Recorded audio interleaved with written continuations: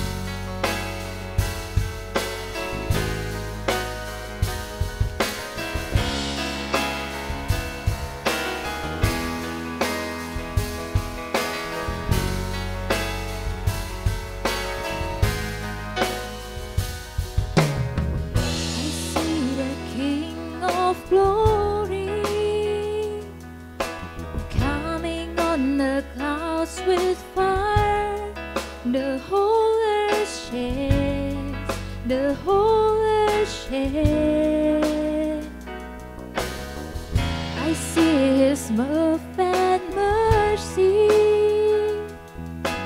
washing all our sin. The people sing, the people sing, Hosanna, Hosanna, Hosanna in the highest. Hosanna, Hosanna, Hosanna in the highest.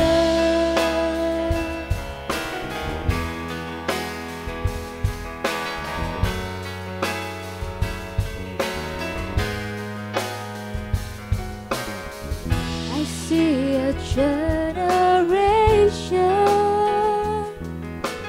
rising up to take their place with selfless faith, with selfless faith. I see a new revival stirring as we pray and sing. We're all on knees, we're all on knees. Hosanna, Hosanna, Hosanna in the highest. Hosanna, Hosanna, Hosanna in the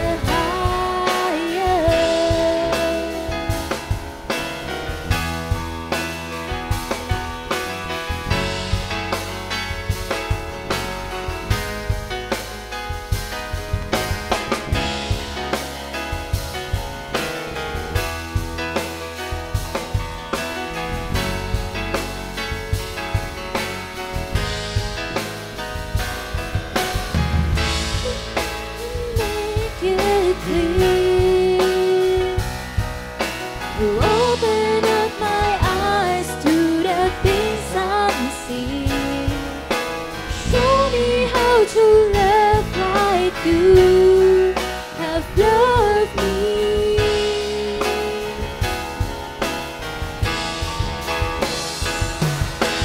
Break my heart for what break yours.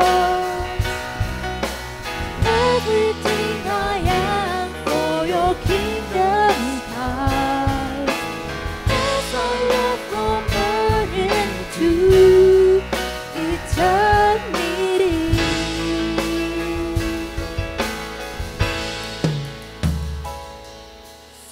Hosanna, Hosanna, Hosanna in the highest. Hosanna, Hosanna, Hosanna in the highest. Hosanna in the highest. Hosanna in the highest.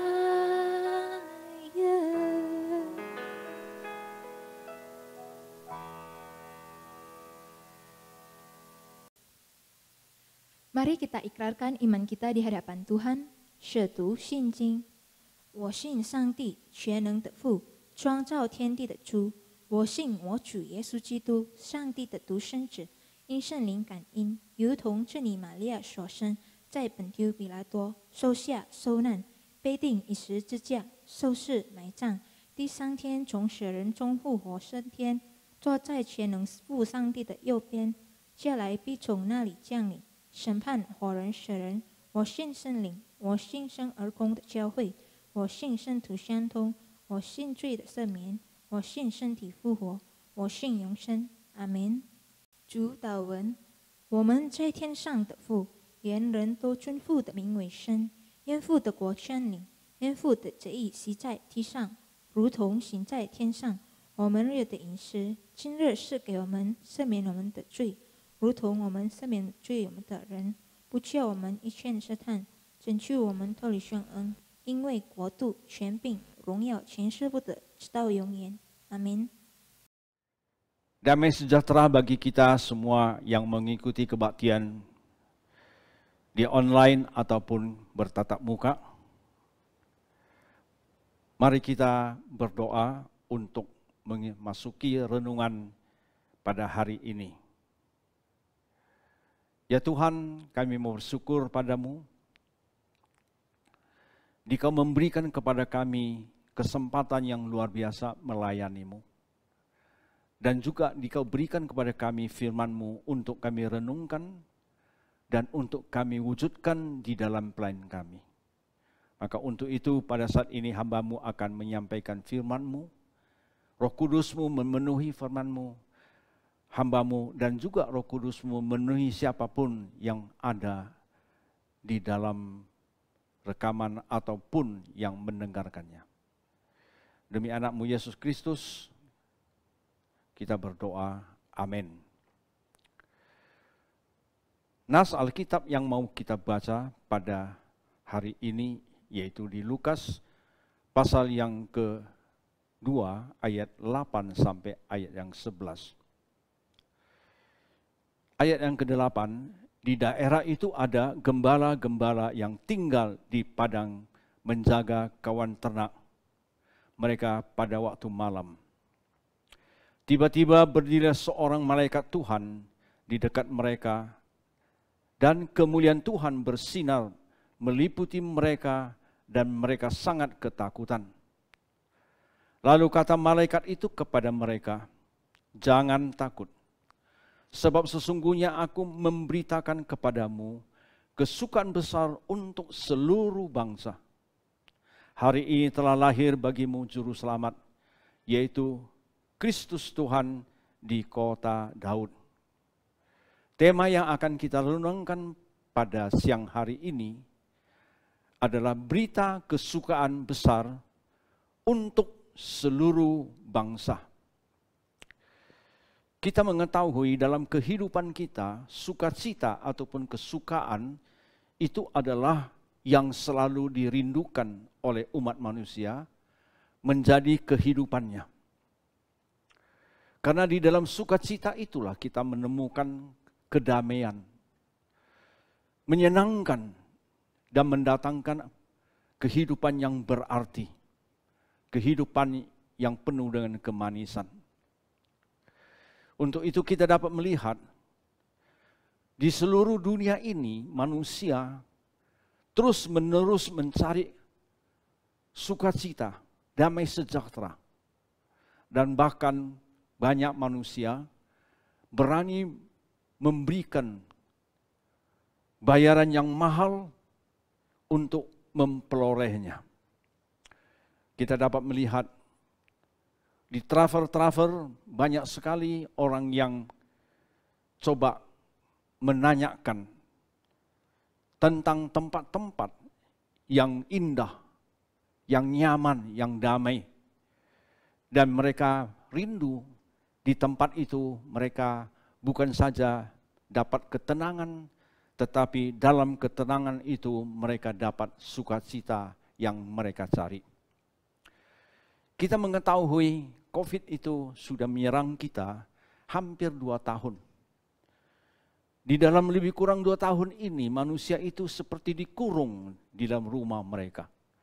Ataupun dengan kata yang kurang enak didengar, manusia itu dipenjarakan di rumah-rumah mereka, dipenjarakan di kota mereka, dipenjarakan mungkin di kampung mereka, dan tidak bisa dengan leluas pergi kemana-mana. Kalau kita melihat belakangan ini, karena COVID yang sudah menurun,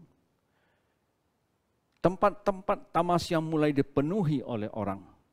Dan dari jemaat yang sampaikan kepada saya, sekarang di Bali itu pesawat sudah penuh. Banyak orang yang sudah pergi ke Bali. Tujuannya apa?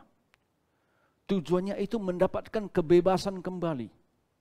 Di dalam kebebasan itu mereka memilih Bali karena menurut banyak orang, di Bali itu bisa mendatangkan sukacita bagi mereka.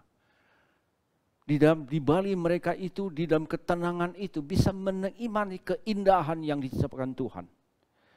Dan dari keindahan itu, mereka bisa mendapatkan sukacita yang mereka cari. Maka dengan demikian kita tahu bahwa manusia itu mempunyai kerinduan di dalam kehidupannya yang penuh dengan sukacita.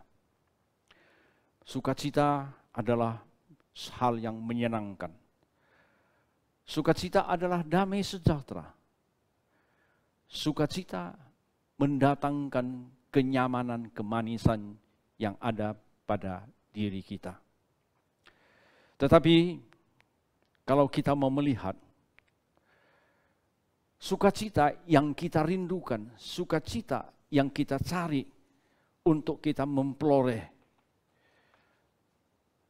itu selalu adalah sukacita yang waktunya itu adalah singkat. Boleh saja kita pergi ke Bali, tetapi mau atau tidak, dalam waktu yang singkat ataupun mungkin agak panjang, kita akan kembali lagi kepada rumah kita. Kita akan kembali lagi kepada semua kesibukan-kesibukan dan masalah-masalah kita. Dan kembalilah kita kehilangan sukacita dan masuklah ke dalam duka-duka yang berada di hati kita dan berada di dalam keliling kita. Dengan perkataan lain, manusia terus mencari sukacita, tetapi manusia akhirnya harus berakhir juga kembali dengan kehidupan yang duka cita, hidup yang penuh dengan penderitaan. Jikalau kita melihat daripada kehidupan umat manusia, kadang-kadang kita rindu sebagai raja-raja, menurut kita mereka pasti hidupnya penuh dengan sukacita. Dan kita selalu coba menghindari, mengajarkan kepada anak-anak kita, jangan menjadi pengemis. Karena menjadi pengemis adalah orang yang tidak mempunyai nilai, tidak berharga. Dan juga kalau kita tahu mengemis adalah dalam kehidupan yang penuh dengan penderitaan dan nista. Untuk itu, dari anak-anak sampai orang tua, kita terus memperjuangkan, kita terus berusaha. Sukacita itu berada di tengah-tengah kehidupan. Tetapi jikalau kita lihat daripada sejarah manusia, sebenarnya sukacita itu sudah hilang. Sukacita itu tidak ada lagi di tengah-tengah umat manusia. Sukacita yang ada pada manusia itu, sekali lagi saya katakan, adalah semu. Adalah sukacita yang sebentar saja, tetapi kita akan kembali kepada duka cita. Karena sukacita yang ada di Taman Eden itu tidak ada lagi. Banyak manusia sekarang mau coba memperoleh kehidupan sukacita, kembali kepada kehidupan di dalam Taman Eden. Dengan demikian kita mengetahui sukacita itu akan menjadi kenyataan, sukacita itu akan berada di dalam kehidupan kita terus menerus. Itu bukan soal Taman Edennya saja, tapi lebih daripada itu, yaitu manusia itu bisa hidup di dalam sukacita karena Tuhan berada di tengah-tengah kehidupan manusia itu. Dengan demikian, jikalau manusia itu sudah berpisah dengan Tuhan, maka manusia itu tidak mungkin lagi hidup di dalam sukacita yang sejati, sukacita yang sebenarnya. Mari kita lihat ke dalam Perjanjian Lama. Kalau kita melihat dalam Perjanjian Lama, kita lihat daripada Adam dan Hawa yang sudah mengkhianati Tuhan dan berpisah dengan Tuhan, Tuhan langsung mengatakan kepada mereka, kehidupan mereka selanjutnya bukan lagi dalam Taman Eden, tetapi di dunia yang penuh dengan perintah, penuh semak duri berbulukar, Dan di dalam kehidupan tanpa Tuhan itu, mereka bukan saja kehilangan sukacita, tetapi mereka hidup di dalam ketakutan. Dan juga kalau kita melihat di dalam perjanjian lama juga, bangsa Israel, selama mereka menjadi budak di tanah Mesir, kehidupan mereka itu penuh dengan duka cita, penderitaan. Tidak ada hari esok. Saya yakin bangsa Israel pada waktu itu terus merindukan kembali kehidupan mereka yang penuh dengan sukacita. Mereka coba bagaimana mengusahakan supaya sukacita itu menjadi kenyataan di dalam kehidupan mereka. Namun karena mereka itu adalah menjadi budak bangsa Mesir, kerinduan mereka, harapan mereka itu tidak mungkin menjadi terwujud. Dan kita dapat melihat setelah Tuhan mengutus Musa untuk membebaskan mereka daripada bangsa Mesir, mereka sekarang bebas. Dan menurut saya, dalam kebebasan yang mereka terima itu, yang paling utama yaitu mereka dalam kebebasan itu mempunyai sukacita yang luar biasa. Karena di dalam sukacita itu Tuhan yang menuntun mereka meninggalkan Mesir masuk ke tanah Kanan. Tuhan melalui Musa menuntun mereka. Itulah sukacita yang luar biasa karena Tuhan ada di tengah-tengah mereka. Tetapi kita juga dapat melihat kalau kita menjajah perjanjian lama, sampai akhirnya dari perjanjian lama, bangsa Israel itu sukacita yang mereka peroleh waktu meninggalkan Mesir, itu akhirnya menjadi duka cita kembali. Dan mereka kembali menjadi budak-budak bangsa orang lain. Kenapa? Karena di dalam perjalanan mereka itu, mereka sudah meninggalkan Tuhan. Mereka coba mencari sukacita yang ada di luar Tuhan. Mereka coba mencari sukacita yang diukur dengan darah dan daging. Diukur dengan hawa nafsu. Dan untuk itu mereka tinggalkan Tuhan dan hukum-hukum Tuhan. Dan akibatnya kita dapat melihat mereka kembali ke dalam duka cita yang mendalam sekali. Demikian juga kalau kita lihat di dalam perjanjian baru. Pada zaman Yesus, waktu itu manusia juga hidup di dalam duka cita yang mendalam. Bukan saja bangsa Israel itu hidup dalam duka cita karena tidak ada Tuhan bersama dengan mereka. Tetapi dari zamannya, pada waktu zaman Yesus Kristus, kita dapat melihat ada beberapa orang yang ada di dalam perjanjian baru, di dalam Lukas pasal 1 sampai 2 dan seterusnya. Pertama sekali kita dapat melihat Herodes. Menurut kita itu Herodes itu harusnya orang yang paling sukacita. Hidupnya penuh berarti. Namun kalau kita coba merenungkan secara mendalam, Herodes itu dia hidup di dalam penderitaan yang sangat. Herodes itu tidak mempunyai sukacita. Bahkan Herodes itu di dalam kehidupannya itu penuh dengan ketakutan. Karena dia selalu membunuh orang lain untuk kepentingannya. Karena selalu dia membunuh orang supaya dia itu dapat hidup tentram, karena musuh-musuh mereka, musuh Herodes itu sudah dihilangkan. Tetapi apapun yang sudah dilakukan Herodes, tetapi yang sudah pasti dia tetap di dalam keadaan duka, tetap di dalam ketakutan, tidak ada damai sejahtera. Kenapa saya katakan begitu? Karena waktu dia mendengar tentang berita Yesus Kristus yang sudah lahir, yang disampaikan oleh orang Majus, seorang raja yang datang membawa damai sejahtera dan sukacita. Seharusnya Herodes itu bisa menerima kabar baik itu. Menolong dia, menuntun dia keluar daripada ketakutannya. Keluar daripada duka citanya. Tetapi kita dapat melihat, Herodes itu menjadi ketakutan. Tidak bisa lagi tenang. Karena menurut beliau, Yesus Kristus nanti akan menggantikan dia. Maka waktu kalau Yesus Kristus menggantikan dia, dia akan menderita sekali. Mungkin akan dibunuh oleh Yesus Kristus. Dia akan disingkirkan, tidak menjadi raja lagi. Mungkin juga jadi budak. Maka dengan demikian dia ketakutan dengan kelahiran Yesus Kristus. Ini buktinya kehidupan daripada Herodes itu tidak pernah ada damai sejahtera. Walaupun dia raja, tetapi hidupnya di dalam satu ketakutan. Demikian juga kalau kita melihat pada waktu itu para iman-iman, mungkin juga orang-orang lain yang ada di sekitar Yesus waktu Yesus lahir. Mereka juga hidup di dalam duka cita. Mereka juga hidup di dalam satu penderitaan yang luar biasa.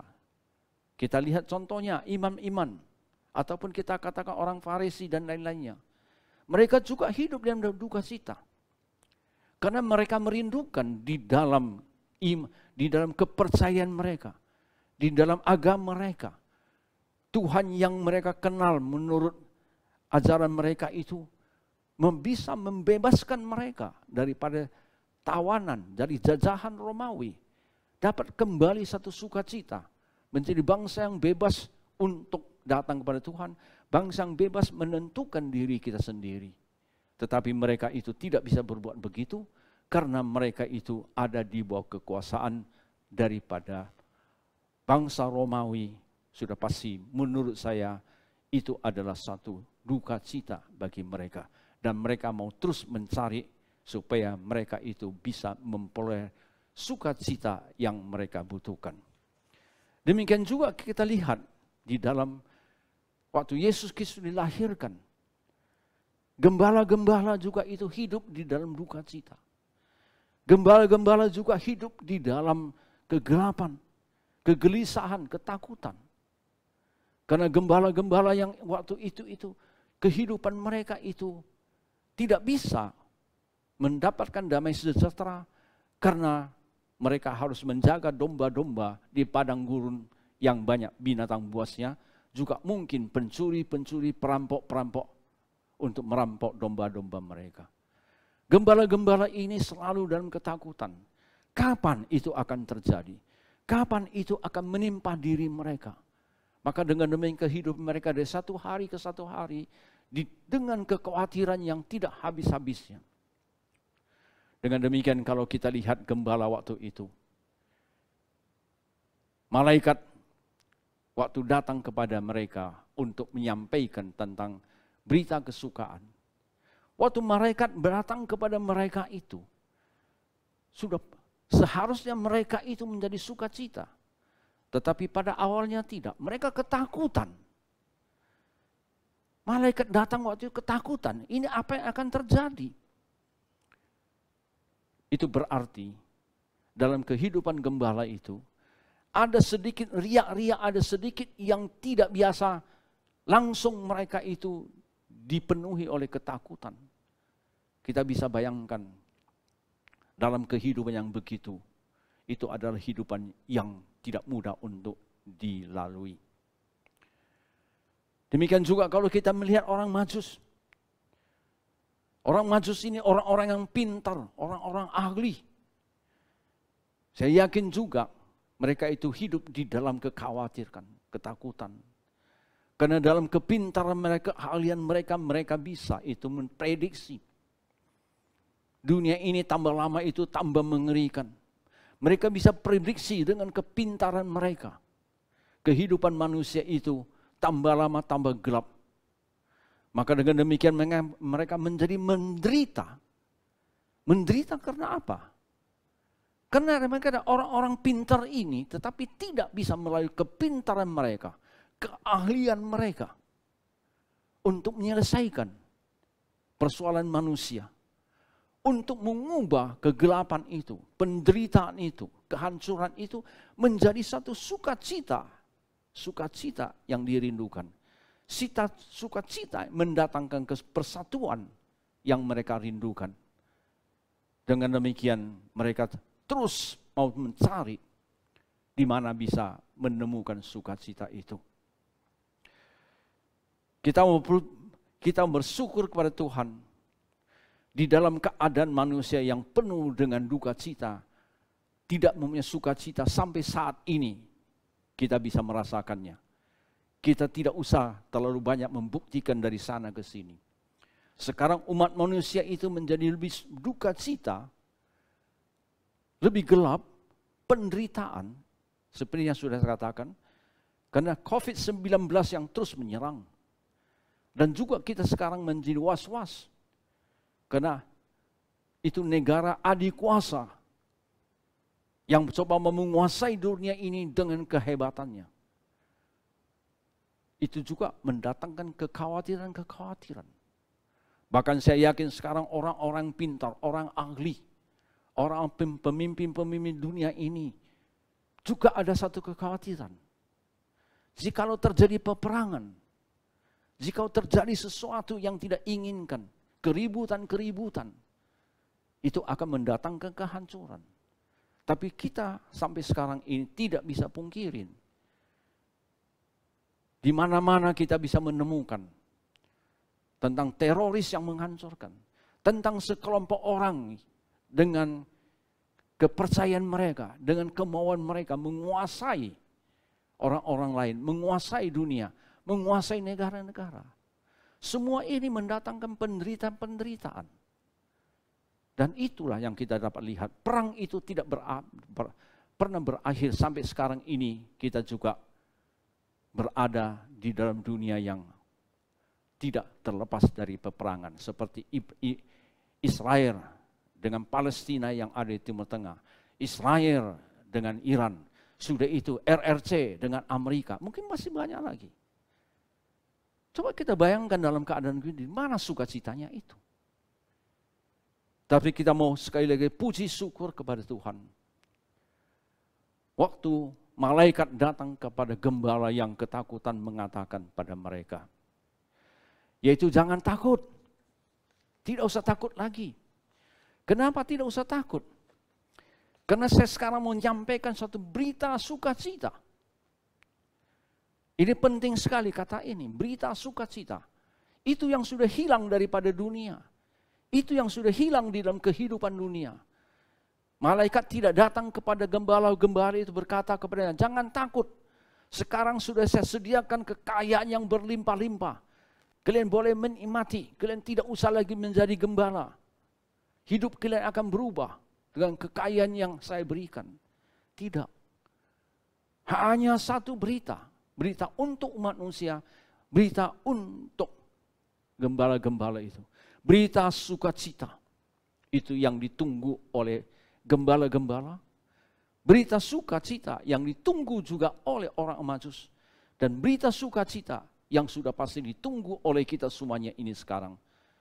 Bisa kita nikmati.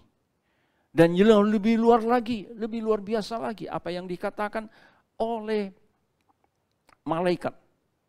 Dia mengatakan berita kesukaan besar. Jadi kalau beritanya itu kesukaan saja, mungkin sukaannya sampai sebatas gini, sebatas ini, sebatas itu. Tetapi kita bersyukur waktu malaikat menyatakan berita kesukaan, itu kesukaan yang besar, yang luar biasa. Artinya kalau sudah sukacita yang besar, kita bisa menikmatinya tanpa berakhir. Kita bisa menikmatinya tanpa ujung, besar, tidak habis dipakai. Inilah yang kita bersyukur, ini yang disampaikan oleh malaikat kepada gembala-gembala, sukacita yang besar. Untuk gembala-gembala, juga untuk orang Majus. Dan untuk kita semua. Kenapa saya katakan begitu? Ini yang dikatakan oleh malaikat. Berita sukacita besar yang tidak habis dipakai. Yang seperti mata air yang mengalir matanya itu terus-menerus tidak berhentinya. Tetap jernih, tetap menyegarkan. Itu bukan saja untuk gembala waktu itu. Bukan saja untuk orang Majus pada waktu itu. Di waktu itu malaikat menyampaikan berita ini, dia sudah melihat bahwa yang membutuhkan berita kesukaan besar ini bukan bangsa Israel saja, bukan waktu Yesus Kristus lahir saja, tetapi untuk seluruh bangsa. Itulah yang saya katakan pada awalnya. Seluruh bangsa di dunia ini kita hidup dalam kegelapan, di dalam di dalam dosa, yang dibelenggu oleh dosa, yang dikuasai oleh iblis. Kita menjadi budak-budak iblis, kita menjadi budak dosa. Kita berjuang dengan cara apapun, kita akan berakhir dengan penderitaan dan penderitaan dan penderitaan lagi. Inilah kehidupan manusia seluruh bangsa. Dan bersyukur, malaikat mengatakan sukacita ini bukan untuk gembala saja, bukan untuk orang maju saja, untuk kita semua, bangsa-bangsa. Dari waktu malaikat mengumumkannya sampai sekarang adalah sukacita yang sudah diberitakan oleh malaikat untuk kita. Dan itu bisa menjadi kenyataan kalau kita lihat selanjutnya apa yang terjadi, apa yang dikatakan oleh malaikat. Karena pada waktu itu, waktu pengumuman daripada malaikat ini, dia lanjutkan. Hari ini telah lahir bagimu juru selamat, yaitu Kristus Tuhan di kota Daud. Untuk mendapatkan sukacita yang kita rindukan, itu ada dua tahap yang harus terjadi pada diri kita. Pertama sekali yaitu, kalau kita tetap dibelenggu oleh dosa, itu tidak mungkin mendapatkan sukacita. Maka kelahiran Yesus Kristus itu ada dua tahap visi yang mau dia wujudkan. Pertama sekali dengan kemenangannya, dengan lahirnya, dengan kemenangannya di atas kayu salib, belenggu dosa itu sudah dihancurkan. Siapapun kita yang dalam duka cita, siapapun kita yang hidup dalam kegelapan, tidak ada jalan keluar. Dan waktu kita mendengar tentang berita Yesus Kristus, tentang keselamatan yang ditawarkan, hanya ada satu pekerjaan yang kita harus kerjakan, yaitu menerima saja. Itu saja, tidak ada yang lain. Menerima dengan iman Yesus Kristus menjadi juru selamat kita. Berarti belenggu dosa itu sudah dihancurkan semua. Iblis dikalahkan karena kita menerima Yesus Kristus. Itulah pentingnya waktu Yesus Kristus lahir itu. Ini yang pertama, dia datang untuk menyelamatkan kita. Dia datang untuk menghancurkan kegelapan penderitaan kehidupan kita yang terbelenggu di dalam belenggu dosa yang dikuasai oleh iblis. Kita bersyukur. Dengan demikian, siapapun kita sekarang ini, kemanapun kita cari ke sini, mau mencari sukacita, akhirnya menjadi penderitaan. Kita ke Bali, sampai Bali pulang lagi, tetap menderita. Kita coba cari uang sebanyak supaya sukacita. Setelah banyak uang kita cari, kita kembali dengan menjadi duka cita. Banyak yang sudah kita usahakan, tapi akhirnya kita tetap terbelenggu. Maka ibu, bapak, saudara sekalian, pada hari ini, Tuhan juga sudah datang kepada kita. Menyatakan kepada kita, di dalam Yesus Kristus, kita bisa melepaskan diri kita. Kita mempunyai kuasa dari Tuhan menghancurkan belenggu-belenggu dosa, belenggu-belenggu gelap yang daripada iblis. Dan kita dibebaskan. Daripada sisi yang kedua, Tuhan Yesus yang datang kepada kita, dia melepaskan belenggu-belenggu yang membelenggu kita, yang membuat kita tidak bisa ada sukacita. Dia mengembalikan kepada kita. Membawa kita yang sudah diselamatkan itu kepada Allah Bapa, didamaikan kembali, disatukan kembali. Karena tanpa Tuhan kita tidak bisa ada sukacita, damai sejahtera. Kalaupun dosa-dosa kita itu sudah bisa dilepaskan, di belenggu itu dihancurkan, tapi kalau kita tidak bisa kembali kepada Allah Bapa, di dalam Allah Bapa, kita tidak bisa menikmati sukacita itu. Kita bersyukur dan terima kasih. Yesus datang menghancurkan belenggu dosa. Yesus datang sekarang membawa kita kembali kepada Allah Bapa dalam pangkuan Allah Bapa. Atau dengan perkataan lain daripada segi rohani, kita sekali lagi kita diajak kembali kepada Taman Eden. Berjalan-jalan bersama dengan Tuhan. penuh dengan sukacita, keindahan, keindahan yang tidak berkesudahan. Untuk itu ibu, bapak, saudara-saudara sekalian, melalui renungan kita pada hari ini, saya ingin mengajak kalian, ajak kita semuanya, untuk meninggalkan semua usaha-usaha kita yang dunia ini untuk mendapatkan sukacita. Tetapi datanglah kepada Yesus Kristus dengan iman. Dia siap sedia, dia bersedia. Itulah tema yang saya katakan tadi, yaitu kesukaan untuk semua bangsa, seluruh bangsa. Saya termasuk engkau semuanya. Maka dengan demikian kalau kita sudah terima daripada Yesus Kristus, kita dibebaskan dan kita dikembalikan, kita dibawa kembali kepada pangkuan Allah Bapa penuh dengan sukacita. Maka kita dapat melihat gembala-gembala itu setelah pemberitaan dari malaikat itu, mereka tidak takut lagi. Mereka pergi bertemu dengan Yesus Kristus. Mereka tidak takut domba-domba mereka akan hilang atau tidak, karena itu sudah dalam Tuhan. Mereka tidak takut nanti mereka sampai bertemu dengan Yesus Kristus, ada sesuatu apa yang terjadi. Tidak, karena mereka sudah menerima sukacita itu, dan sukacita itu menjadi milik mereka. Demikian juga orang Majus ini. Setelah mereka bertemu dengan Yesus Kristus, mereka menjadi orang yang sudah bebas, sudah mendapatkan sukacita, dan mereka tahu sukacita itu adalah untuk mereka dan untuk orang bangsa mereka. Maka menurut saya, gembala-gembala ini setelah mendapatkan sukacita yang luar biasa itu, mereka tidak tinggal diam. Itu anugerah yang begitu luar biasa. Maka mereka pergi untuk menyampaikan anugerah ini kepada orang-orang banyak. Mereka tidak tinggal diam.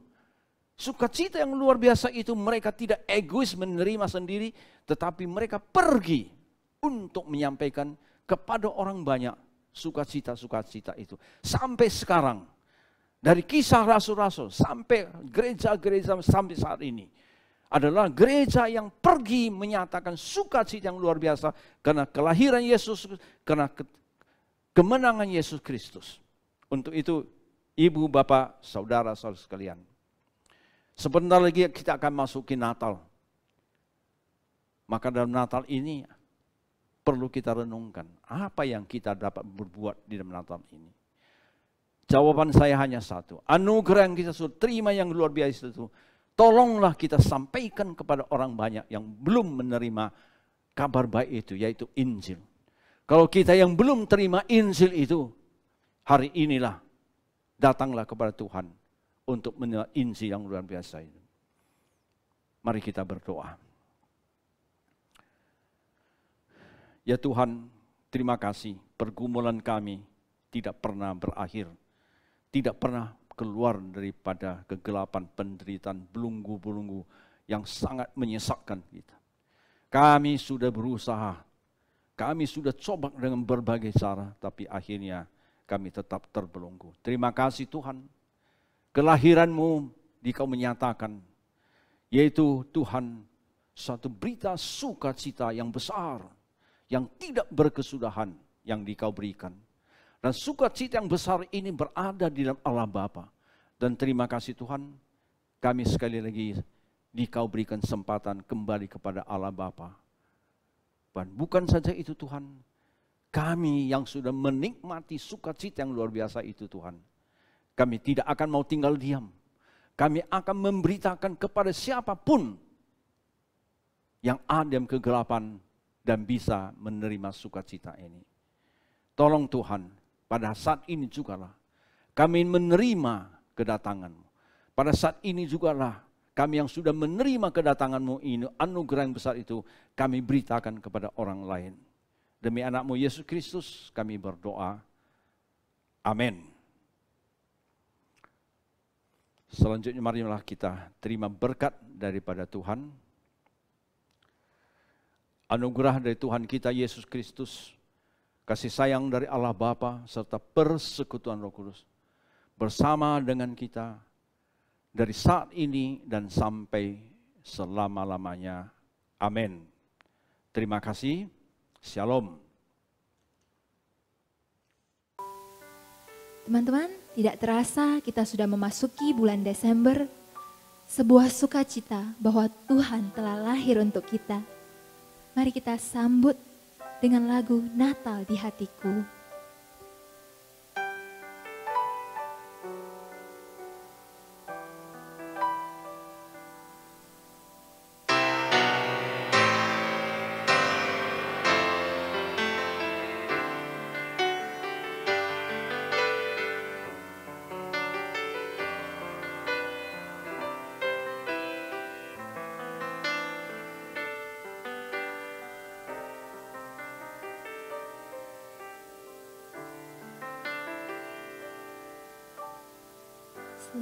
Seperti palungan,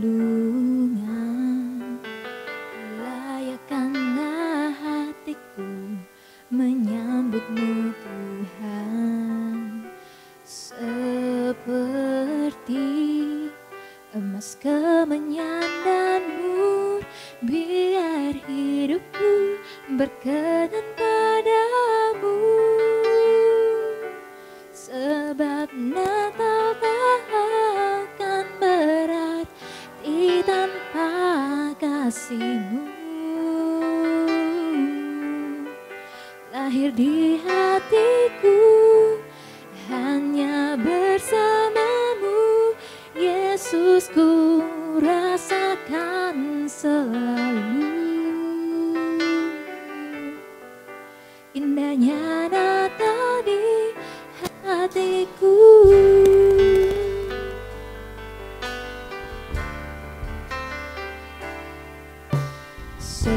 Seperti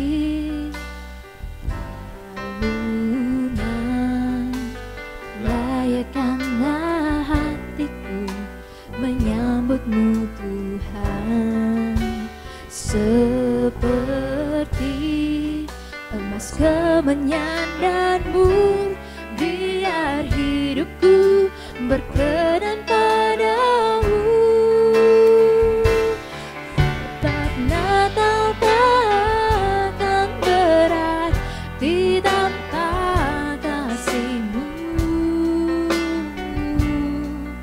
Lahir di hatiku hanya bersama-Mu, Yesus, ku